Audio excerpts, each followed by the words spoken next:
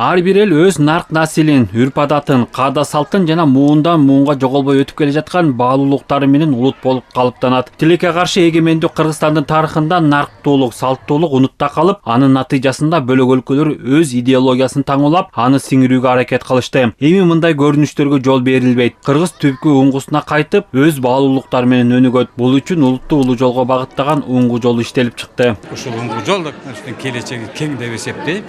Өлкөбүзгө кеңири жайылып, улутту өзөгүнө кайтара алып, улутту көтөрөлүк, тилибизди көтөрөлүк. Биз эч качан башка салттарга, башка тилдерге баш ийбейбиз.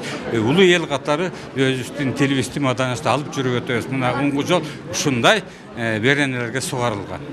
10 бөлүмдөн турган уңгу жол улуттук дем дүйнөлүк бийиктик деп аталат. Анда учурдагы абалдан баштап келечек максаттар менен милдеттер, багыттар, баалуулуктар, чакырыктар менен улуттук сыймык жана жарандык мекенчилдик сыяктуу маселелерге кеңири түшүнүктөр берилген. Документ эмнеге таянып иштелип чыккандыгы көрсөтүлүп, ал тургай уңгу жолдо колдонулган терминдер кеңири чечмеленген. Уңгу жолдо кыргыз жери жана кыргыз элинин маани-маңызы кеңири баяндалган. Балдарын ал эмес, сен келечекте баланча жерге барып жашашың керек деп тарбиялап жатат.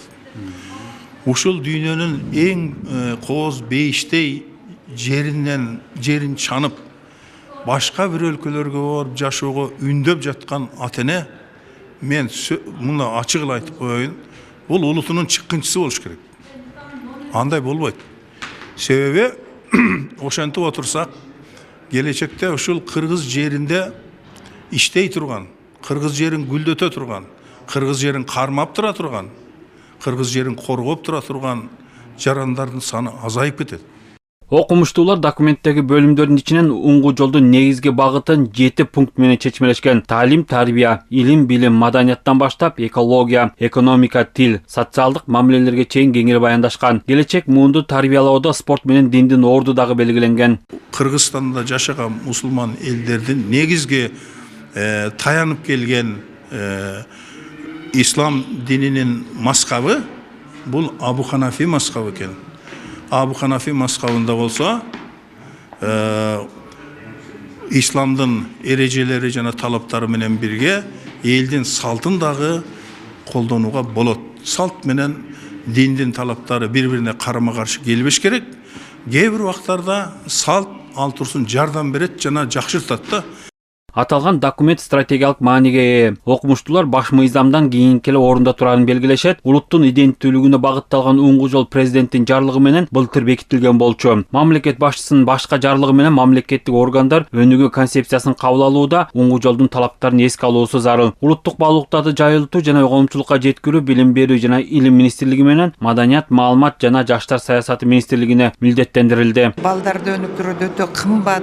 Анан өзүбүздүн айрым учурда маданиятыбызга жат келген бир чоң оюнчуктарды гана алып берип коебуз, бирок ошол учурда бекер өзүбүздүн чоң атабыздын жомокторун, чоң атабыз берген оюндар менен акылдуу оюндарды, ошол эле чүкө, ошол эле ар кандай майда моториканы өнүктүрүүгө багытталган эми улуттук педагогикалык технологияларды да билим берүү системасына киргизебиз. Мен Хорватияга барганда көрдүм, ар бир бала улуттук инструментти ойнош керек, ар бир бала улуттук маданиятты билиш керек, анан тарыхын билиш керек деп. Ошондуктан бул бизге өтө маанилүү. Аталган стратегиялык маанидеги документ Улуттук илимдер академиясынын академиктеринин жана окумуштуулардын катышуусунда талкууланды. Анда уңгу жолдогу бөлүмдөр боюнча окумуштуулар өз ойлорун айтышып, маани мазмуну боюнча сунуштарын беришти. Жыйындын жыйынтыгы боюнча 7 пункттан турган резолюция кабыл алынды. Дүйшөн Шаршембеков, Элдар Анарбеков, ЛТР Бишкек.